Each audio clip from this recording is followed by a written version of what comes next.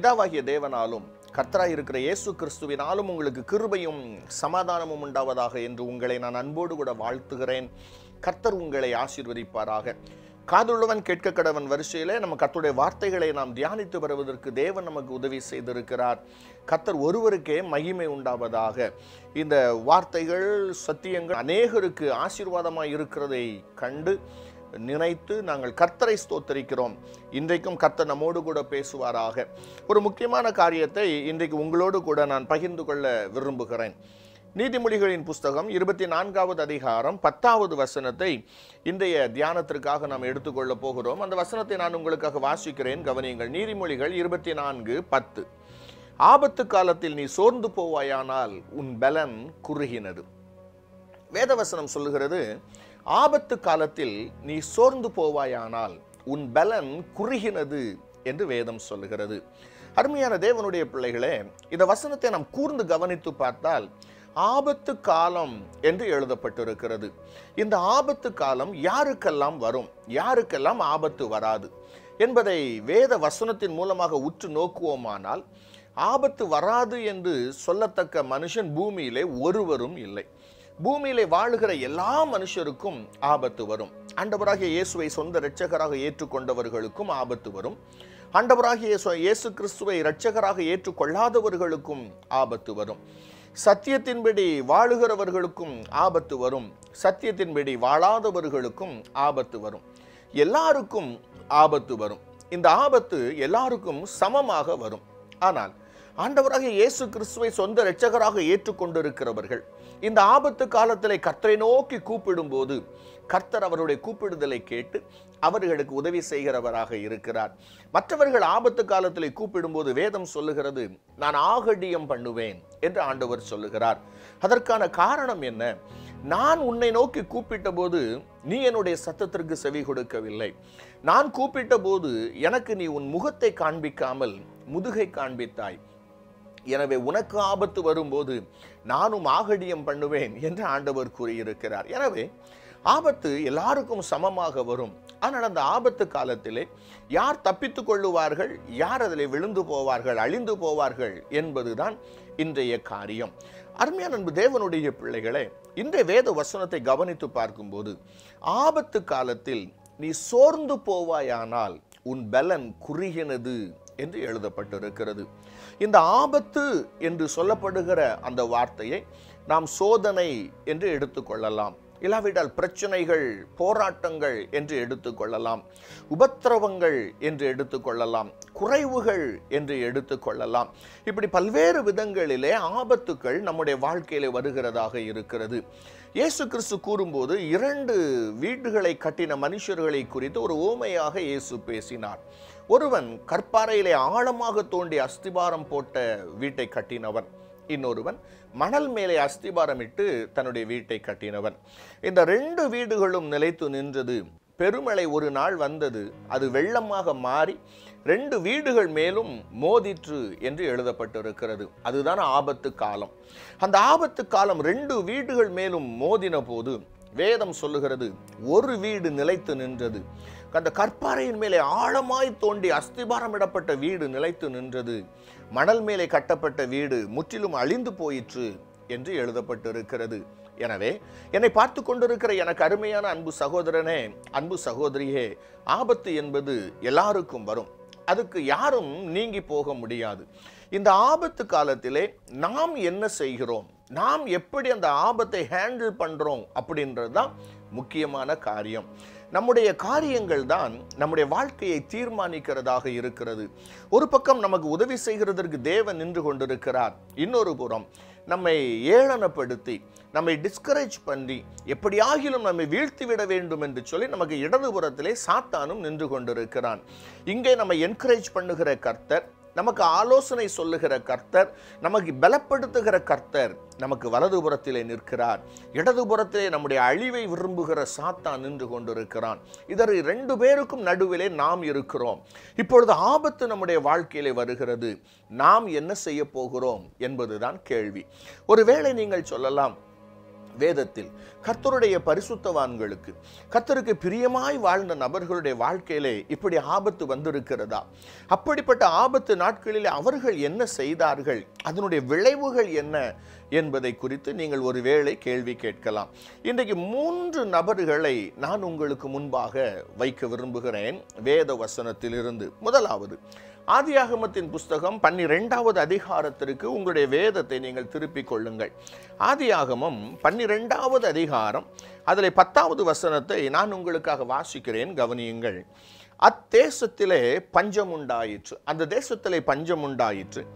தேசத்திலே பஞ்சம் கொடிதாய் இருந்தபடியால் ஆபிராம் எகிப்து தேசத்திலே தங்கும்படி அவ்விடத்துக்கு போனான். அருமையான அன்பு தேவனுடைய பிள்ளைகளை, வேத வசனத்தை கவனித்தீர்களா? கர்த்தர் ஆபிராமுக்கு தரிசனமானார். நீ உன்னுடைய தேசத்தையும் உன்னுடைய இனத்தையும் உன்னுடைய வீட்டையும், அதாவது உன்னுடைய தகப்பன் வீட்டையும் விட்டுவிட்டு நான் உனக்கு காண்பிக்கும் தேசத்திற்கு போ என்று சொன்னார். நீ எப்படி புறப்பட்டு போவாயானால் நான் உன்னை ஆசீர்வதிப்பேன், உன் பேரை பெருமைப்படுத்துவேன், நீ ஆசீர்வாதமாயிருப்பாய் என்றெல்லாம் ஆபிரகாமோடு ஆண்டவர் பேசினார். அந்த ஆசீர்வாதங்களை எல்லாம் கேட்டவுடனே தேவனுடைய வார்த்தைக்கு கீழ்ப்படிந்து தான் எங்கு போகிறோம் என்பதை கூட அறியாத ஆபிரகாம் புறப்பட்டு போனான் என்று எழுதப்பட்டிருக்கிறது. கர்த்தருடைய வார்த்தையை நம்பி போனான் என்று எழுதப்பட்டிருக்கிறது.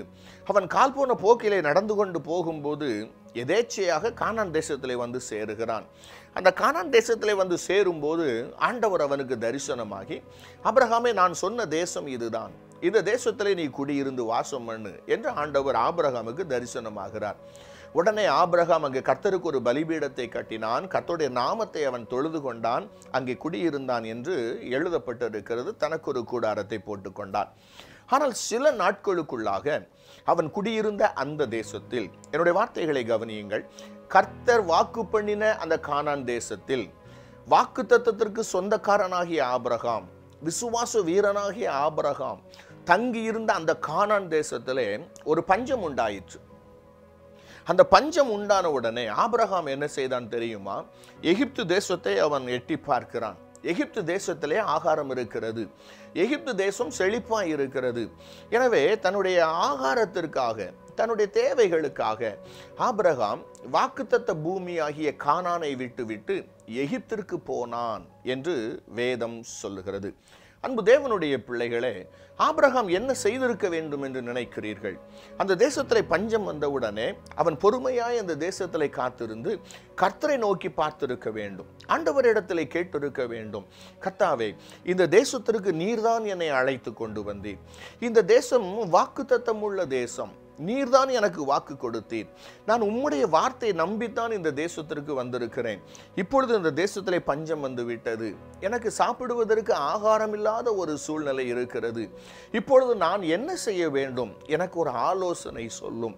இல்லாவிட்டால் என்னை நீர் நடத்தும், நான் எங்கு செல்ல வேண்டும், அதற்கு நேராக என்னை நடத்தும் என்று சொல்லி கர்த்தரிடத்திலே ஆலோசனை கேட்க வேண்டும். பொதுவாகவே பிரச்சனைகள் என்று வந்துவிட்டால், போராட்டங்கள் என்று வந்துவிட்டால், உடனடியாக நம்முடைய மனித மூளை சொல்லுகிற ஒரு காரியம் என்ன தெரியுமா?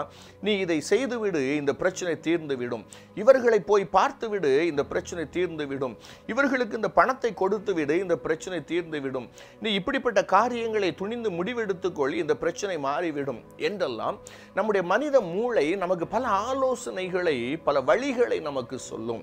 ஆனால் நாம் செய்ய வேண்டியது ஜாக்கிரதையாய் இருந்து அந்த வேளைகளிலே பொறுமையாய் அமர்ந்திருந்து தேவ சமூகத்திலே சென்று தேவனிடத்திலே ஆலோசனை கேட்க வேண்டும்.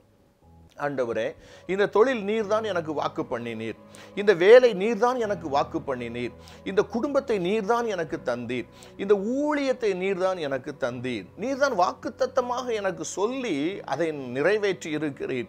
இன்றைக்கு நான் இந்த ஊழியத்தை செய்து கொண்டிருக்கிறேன், இந்த குடும்பத்திலே நான் வாழ்ந்து வருகிறேன், இந்த தொழில் செய்கிறேன், இந்த வேலை செய்கிறேன், இந்த காரியங்களை எல்லாம் நான் செய்து கொண்டிருக்கிறேன் அப்பா. ஆனால் இன்றைக்கு என்னுடைய வாழ்க்கையிலே பிரச்சனை வந்து விட்டது, நான் செய்து கொண்டிருக்கிற ஊழியத்திலே ஒரு வறட்சி வந்து விட்டது, ஒரு பஞ்சம் வந்து விட்டது, என்னுடைய குடும்பத்திலே புயல் அடிக்கிறது, என்னுடைய வேலை ஸ்தலத்திலே பயங்கரமான பிரச்சனை வந்து விட்டது, இப்பொழுது நான் என்ன செய்ய வேண்டும்? நான் என்ன செய்ய வேண்டும்? எனக்கு சொல்லும். நீர் சொல்லித்தான் இந்த வேலைக்கு நான் வந்தேன், நீர் சொல்லித்தான் இந்த தொழிலை நான் செய்து கொண்டிருக்கிறேன், நீர் சொல்லித்தான் இந்த ஊழியத்தை செய்து கொண்டிருக்கிறேன். இப்போ பிரச்சனை வந்து விட்ட உடனே உம்மிடத்திலே கேட்காமல் நான் முடிவெடுப்பதற்கு ஆயத்தமாக இல்லை, நான் எந்த முடிவையும் எடுக்க போவதில்லை. என்னோடு நீர் பேசும், எனக்கு நீர் சொல்லும், நான் போக வேண்டிய இடம் என்ன, இல்லாவிட்டால் இங்கே தங்கி இருக்க வேண்டுமா, வெளியே போக வேண்டுமா, என்ன செய்ய வேண்டும், எனக்கு சொல்லும் என்று தேவனிடத்திலே ஆலோசனை கேட்க வேண்டும். ஆனால் இந்த ஆபிரகாமை பாருங்கள், அவன் ஆலோசனையே கேட்கவில்லை. ஆண்டவரிடத்திலே கேட்காமல் இவன் அங்கே இருந்த அந்த வாக்குத்தத்த பூமியை விட்டு அவன் எகிப்துக்கு போனான் என்று எழுதப்பட்டிருக்கிறது. கர்த்தருடைய அந்த வாக்குத்தத்த பூமியாகிய கானானில் பிரச்சனைகள் வந்த உடனே, அங்கு பஞ்சம் வந்த உடனே அந்த இடத்தை விட்டு விட்டு வெளியே போன ஆபிரகாமுடைய வாழ்க்கையிலே நடந்தது என்ன தெரியுமா? நன்றாய் கவனியுங்கள், சத்தியத்தை அறிந்திருக்க வேண்டும். ஆபிரகாம் தேவனால் அழைக்கப்பட்டவன் தான், ஆபிரகாம் தேவனால் முன்குறிக்கப்பட்டவன் தான், கர்த்தருடைய வார்த்தைக்கு கீழ்ப்படிந்து வந்தவன் தான் இந்த ஆபிரகாம். ஆனால் இடையில ஏற்பட்ட அந்த சின்ன பிரச்சனை நிமித்தமாக ஆபிரகாம் எகிப்திற்கு போன உடனே ஆபிரகாமுடைய மனைவியாகிய சாராள் பிடித்து கொண்டு போகப்படுகிறாள். அது ஒரு தற்காலிக இழப்பாக இருந்தாலும் அந்த நாளிலே ஆபிரகாமுடைய மனநிலைமையை யோசித்து பாருங்கள். ஆபிரகாமலை நிம்மதியாக தூங்கி இருக்க முடியுமா? ஆபிரகாமலை சாப்பிட்டு இருக்க முடியுமா? ஒன்று முடியாது. இருதயத்திலே நிம்மதி இல்லாத ஒரு வாழ்க்கை. அந்த தேசத்து ராஜா சாராளை அழகுள்ளவள் என்று கண்டு அவன் தனக்கு அவள் வேண்டும் என்பதற்காக அவளை பிடித்து கொண்டு போய்விடுகிறான். ஆனால் கர்த்தரோ உண்மையுள்ளவராக இருந்து, கிருபையுள்ளவராக இருந்து சாராளை மீண்டும் பத்திரமாக மீட்டு கொண்டு ஆபிரகாமிடத்தில் கொண்டு வந்து கொடுத்தார் என்று வேதம் சொல்லுகிறது. ஒரு மிகப்பெரிய இழப்பை, அது தற்காலிகமானதாக இருந்தாலும் ஆபிரகாம் சந்தித்தான். அவனுடைய மன உளைச்சல் கடுமையாக இருந்திருக்க வேண்டும். அவைகளையெல்லாம் ஆபிரகாம் சந்திக்க நேர்ந்தது. எதற்கு தெரியுமா? பஞ்சம் வந்தது என்று சொல்லி அந்த இடத்தை விட்டு வெளியே போனதினாலே. இரண்டாவது ஒரு மனிதன் இருக்கிறான். அந்த மனுஷனை குறித்தும் வேதம் சொல்லுகிறது. அந்த மனிதர் வேற யாரும் இல்லை, ஆபிரகாமுடைய மகனாகிய ஈசாக்கு என்பவன். ஆதியாகமம் 26வது அதிகாரம் 1வது வசனத்தை நான் உங்களுக்காக வாசிக்கிறேன், கவனியுங்கள். ஆபிரகாமின் நாட்களில் உண்டான பஞ்சத்தை அல்லாமல் பின்னும் ஒரு பஞ்சம் தேசத்தில் உண்டாயிற்று. அப்பொழுது ஈசாக்கு பெலிஸ்தருக்கு ராஜாவாகிய அபிமெலேக்கினிடத்தில் கேராருக்கு போனான். இங்கு வசனத்தை பாருங்கள். ஆபிரகாம் உடைய மகனாகிய ஈசாக்கு, இப்பொழுது ஆபிரகாம் மரித்து போனான், சாராள் மரித்து போனாள். இப்ப ஈசாக்கு தன்னுடைய மனைவியாகிய ரெபேக்காளோடு வாழ்ந்து வருகிறான். அவன் நாட்களிலே மீண்டும் அந்த கானான் தேசத்திலே ஒரு பஞ்சம் வருகிறது. அந்த பஞ்சம் வந்த உடனே ஈசாக்கு என்ன செய்கிறான்? அபிமெலேக்கு என்கிற பெலிஸ்தியரின் ராஜாவினிடத்தில் போகிறான். கேராரூர் என்கிற இடத்திற்கு இந்த ஈசாக்கு சென்றான் என்று எழுதப்பட்டிருக்கிறது. அதற்கு அடுத்த வசனத்தை நீங்கள் அவர் கவனித்து பாருங்கள். அவன் இந்த பெலிஸ்திய தேசத்தில் இருக்கும்போது கர்த்தர் சொல்லுகிறார், கர்த்தர் ஈசாக்குக்கு தரிசனமாகி, நீ எகிப்து தேசத்திற்கு போகக்கூடாது, நீ இதே தேசத்திலே குடியிரு என்று சொல்லுகிறார். அந்த வசனத்தை நாம் படித்து பார்க்கும்போது ஈசாக்கினுடைய இருதயத்திலே மீண்டும் எகிப்திற்கு அவன் போக வேண்டும் என்கிற எண்ணம் இருந்திருக்கலாம். அதனாலதான் கர்த்தர் சொல்லுகிறார், நீ எகிப்திற்கு போகாதே, நீ இங்கேயே இருந்துரு.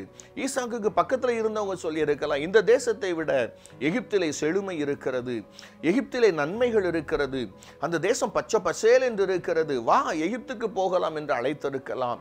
ஈசாக்கினுடைய சிந்தனையிலும் சில தடுமாறல்கள் வந்திருக்கலாம். அவனுடைய இருதயத்திலும் சற்று யோசித்திருக்கலாம், எகிப்திற்கு நாம் சென்று விடலாம் என்று நினைத்திருக்கலாம். எனவேதான் ஆண்டவர் சொன்னார், நீ எகிப்திற்கு போகாதே, இங்கேயே இரு என்று சொன்னார். அருமையான தேவனுடைய பிள்ளைகளே, இந்த ஈசாக்கையும் கவனித்து பாருங்கள். தேசத்திலே பஞ்சம் வந்த உடனே இந்த ஈசாக்கும் கர்த்தரிடத்திலே ஆலோசனை கேட்கவில்லை. கர்த்தர் சொல்லுகிற வரைக்கும் காத்திருப்போம் என்கிற ஒரு எண்ணம் ஈசாக்குக்கு இல்லாமல் தானே சுயமாக முடிவெடுத்து அவன் அந்த தேசத்தை விட்டு வெளியே போகிறதை நாம் பார்க்கிறோம். பெலிஸ்தியரின் தேசத்திற்கு போகிறதை பார்க்கிறோம். பெலிஸ்தியரின் தேசத்திலும் அதே பிரச்சனை வருகிறது. தன்னுடைய தகப்பனுக்கு என்ன பிரச்சனை வந்ததோ அதே பிரச்சனை வருகிறது. ஆனால் ஈசாக்குடைய மனைவியாகிய ரெபேக்காள் பிடித்து கொண்டு போவதற்கு முன்பாகவே அவள் ஈசாக்குடைய மனைவி என்று ராஜாவுக்கு தெரிந்ததினாலே அவளை விட்டு விடுகிறான். ஆனால் அதற்கு பின்பு ஒரு சம்பவம் நடந்தது. அது என்ன தெரியுமா? ஈசாக்கினுடைய வேலைக்காரர் துறவை தோண்டுகிறார்கள். ஈசாக்கினுடைய தகப்பனாகிய ஆபிரகாம் நாட்களிலே தோண்டப்பட்டு தூர்த்து போடப்பட்ட அந்த துறவுகளை எல்லாம் மீண்டும் தோண்டுகிறார்கள். தோண்டி அதிலே நீரூற்றை அவர்கள் காண்கிறார்கள். நல்ல தண்ணீர் அந்த துறவிலே வருகிறது. அந்த ஈசாக்குக்கு ரொம்ப சந்தோஷம். ஈசாக்குடைய வேலைக்காரர்களுக்கு சந்தோஷம். ஈசாக்குடைய மிருக ஜீவன்களுக்கெல்லாம் தண்ணீர் இருக்கிறது. சந்தோஷமாய் இருக்கும்போது வேதம் சொல்லுகிறது, அந்த ஊரில் உள்ள மேய்ப்பர்கள் வந்து இந்த துறவு எங்களுக்கு சொந்தம் என்று சொல்லுகிறார்கள். இந்த துறவு எங்களுக்கு வேண்டும், இது எங்களுடையது என்று அவர்களோடு வாக்குவாதம் பண்ணுகிறார்கள். ஈசாக்கு அவர்களோடு எதிர்த்து நிற்கவில்லை. போகட்டும், அவர்களுக்கு கொடுத்து விடுங்கள் என்று சொல்லி வேறொரு இடத்திலே துறவை தோண்டுங்கள் என்று சொன்னான் என்று எழுதப்பட்டிருக்கிறது. ஈசாக்கினுடைய கையின் பிரயாசங்கள் வீணாய் போயிற்று. எவ்வளவு மனம் சோர்ந்திருக்கும் பாருங்கள். கஷ்டப்பட்டு துறவுகளை தோண்டி அதிலே தண்ணீரையெல்லாம் கண்டவுடனே ஈசாக்கு எவ்வளவு சந்தோஷம் அடைந்திருப்பான். ஆனால் கொஞ்ச நாட்களுக்குள்ளாகவே அது என்னும் எங்களுடையது என்று சொல்லி வாக்குவாதம் பண்ணி அந்த துறவு ஈசாக்கினுடைய கரங்களிலிருந்து பிடுங்கப்படுகிறது. ஏன் ஈசாக்குக்கு இந்த நஷ்டம்? ஏன் ஈசாக்கினுடைய வாழ்க்கையில இந்த அளவுக்கு மன சோர்வுகள், மன உளைச்சல்கள்? ஏன் ஈசாக்கினுடைய கையின் பிரயாசங்கள் எல்லாம் வீணாய் போயிற்று தெரியுமா? பிரச்சனை வந்தவுடனே, அவன் இருந்த இடத்தில் அந்த பஞ்சம் வந்தவுடனே தேவனுடைய ஆலோசனையை கேளாமல், கர்த்தருடைய வார்த்தையை கேளாமல், தானாகவே முடிவெடுத்து எங்கு நன்மை இருக்கிறது, எங்கு ஆசீர்வாதம் இருக்கிறது என்று தானாகவே முடிவெடுத்து அந்த இடத்திற்கு சென்றபடியினாலே ஈசாக்கு இவ்வளவு பிரச்சனையிலே சிக்கிக் கொண்டான். மூன்றாவது ஒரு நபர் இருக்கிறார்கள். நான் அதையும் உங்களுக்கு காண்பித்துக் கொடுக்க விரும்புகிறேன். உங்களுடைய வேதாகமத்தை ரூத் புஸ்தகத்திற்கு நீங்கள் திருப்பிக் கொள்ளுங்கள். ரூத் புஸ்தகம் 1வது அதிகாரம் 1வது வசனத்தை நான் உங்களுக்காக வாசிக்கிறேன்.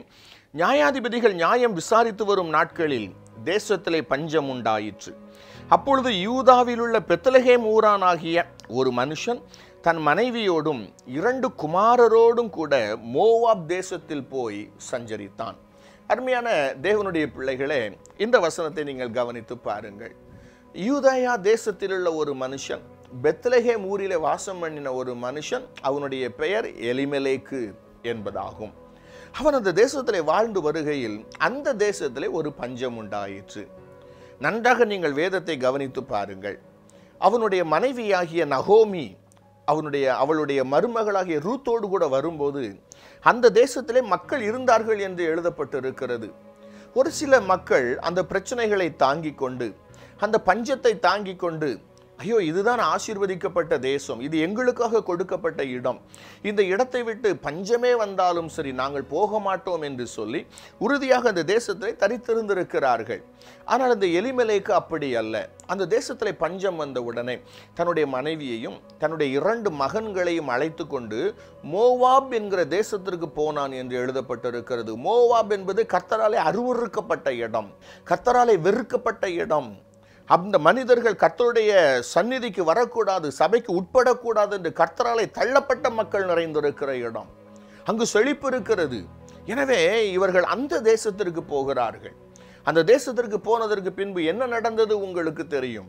அந்த எலிமெலேக்கு அந்த தேசத்திலே மரித்து போகிறான். அதே மோவாபிய தேசத்திலேயே மோவாபிய ஸ்திரீகளிடத்திலேயே பெண் கொண்டார்கள் அவனுடைய மகன்கள் 2 பேருக்கும். அந்த 2 மகன்களும் அந்த தேசத்திலே மரித்து போனார்கள். ஆண் வாரிசுகள் அனைத்தையும் இழந்து போனார். ஆண் வர்க்கத்தை இழந்து போனது அந்த குடும்பம். கடைசியை நகோமி மீண்டும் வருகிறாள். சுய தேசத்திலே தானியம் இருக்கிறது, ஆகாரம் இருக்கிறது என்று கேள்விப்பட்ட நகோமி, இனி ஆகாரத்திற்காக என்னுடைய சொந்த தேசத்திற்கு போகிறேன் என்று திரும்பி வருகிறாள். வரும்போது நகோமியா இது என்று கேட்கும்போது அவள் சொல்லுகிறாள், என்னை நகோமி என்று அழைக்காதிருங்கள், என்னை மாறாள் என்று அழையுங்கள். சர்வ வல்லவர் என்னுடைய வாழ்க்கையிலே கசப்பை கட்டளையிட்டார் என்று சொல்லுகிறாள். அந்த அளவுக்கு அவளுடைய வாழ்க்கை கசந்து போய்விட்டது. அருமையான அன்பு தேவனுடைய பிள்ளைகளே, நம்முடைய வாழ்க்கையிலும் இதே போல பிரச்சனைகள் வரலாம், போராட்டங்கள் வரலாம். குடும்பமாய் இருக்கும்போது குடும்பத்தில் இதே போல பஞ்ச காலங்கள் வரலாம். சின்ன சின்ன மன ஊடல்கள், சின்ன சின்ன பிரச்சனைகள் வரலாம், சின்ன சின்ன குறைவுகள் வரலாம்.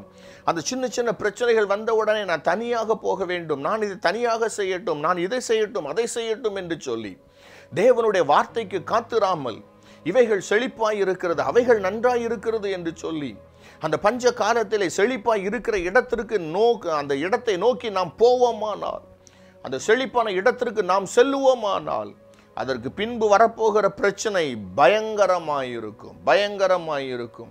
எனவே தான் வேதம் சொல்லுகிறது, எரேமியா 12வது அதிகாரம் 5வது வசனத்திலே சொல்லுகிறது, நீ காலாட்களோட ஓடும் போதே சோர்ந்து போவாயானால் நீ குதிரை வீரர்களோடு எப்படி ஓடுவாய்? நீ சமாதானம் உள்ள தேசத்திலே அடைக்கலம் தேடுவாயானால் யோர்தான் பிரவாகித்து வரும்போது நீ என்ன செய்வாய் என்று வேதம் சொல்லுகிறது. அருமையான தேவனுடைய பிள்ளைகளே, பிரச்சனை இல்லாத மனிதர்கள் ஒருவரும் இல்லை, போராட்டம் இல்லாத மனிதர்கள் ஒருவரும் இல்லை. அத்தனை பேருடைய வாழ்க்கையிலும் அலைகள் உண்டு, கொந்தளிப்புகள் உண்டு, பிரச்சனைகள் உண்டு, போராட்டங்கள் உண்டு. அத்தனை பேருடைய திராணிக்கு தக்கதாக பிரச்சனைகள் அவருடைய வாழ்க்கையிலே உண்டு, அவரவருடைய வாழ்க்கையிலே உண்டு. ஆனால் அந்த பிரச்சனைகளுக்கு மத்தியிலே கர்த்தரை சார்ந்து கொண்டு, கர்த்தர் ஒருவர் மேலே நம்பிக்கை வைத்துக் கொண்டு, நீர் என்னை நடத்தும் என்று சொல்லி ஆண்டுடைய சமூகத்திலே நாம் இருக்கும்போது, அந்த பஞ்ச காலத்திலும் நம்மை உயிரோടെ கூட காப்பதற்காக கர்த்தருடைய கண்கள் நம் மேலே இருக்கும். அந்த பஞ்ச காலத்திலும் நம்மை திருப்தி அடைய பண்ணுகிற தேவன் உண்டு.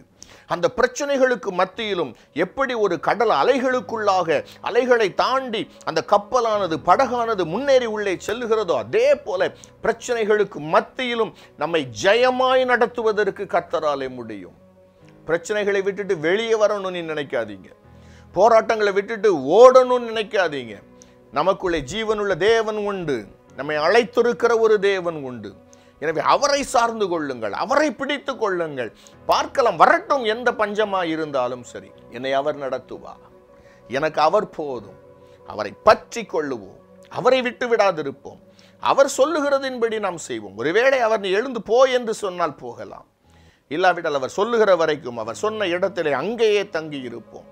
தேவன் பார்ப்பார், நம்முடைய சூழ்நிலைகளை அறிவார், நிச்சயமாகவே இறங்கி வருவார், நல்ல ஆலோசனைகளை தருவார். ஒன்று செழிப்பான இடம், உண்மையான செழிப்பான இடம் எங்கே என்று அவர் சொல்லுவார். இல்லாவிட்டால் நாம் இருக்கிற வனாந்தரத்தை அவர் செழிப்பாக மாற்றுவார், நம்மை ஆசீர்வதிப்பார். கர்த்தர் உங்களோடு இருப்பாராக, உங்களை ஆசீர்வதிப்பாராக. God bless you. God bless you.